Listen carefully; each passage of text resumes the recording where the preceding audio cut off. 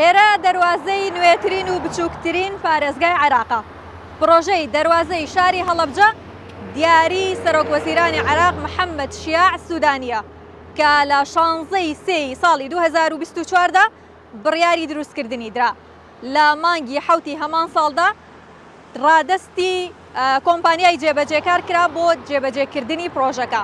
لە ئێستادا زۆری کارەکانی تەواو بوو و تەنها کەمێک وردەکاری ماوە بۆ ئەوەی پێشکەش بە هاوڵاتیان و دانیشتوانی شاری هەڵەبجە بکرێت. دیزایانی پرۆژەکە لە شێوەی مانگێکدایە، هەروەها مۆنۆمنتێکیش لە خۆ دەگرێت وەکو هێمایەک بۆ زیندومانەوەی شەهیدانی هەڵەبجە و کوردستان.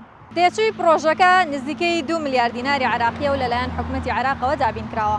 ئەگەر چی لە سەرەتادا بڕیار وابوو کە لە ماوەی 200 ڕۆژدا ئەم پرۆژەیە تەواو ببێت، بەڵام بەهۆی ئەو کێشانەی کە هاتنە بەردەم کۆمپانیای جێبەجێکار بۆ ماوەیەک دواکەوت. کێشە و گیرروگرفتەکان گواستنەوەی ئاو و هەروەها گواستنەوەی کارەبا بوو. بەڵام لە ئێستادا بەوتەی کۆمپانیای جێبەجێکاری پرۆژەکە زۆری کارەکان تەواو بوو، لە ماوەیەکی نزیکدا پێشکەش بە لایەنی پەیوەندیدار دەکرێت.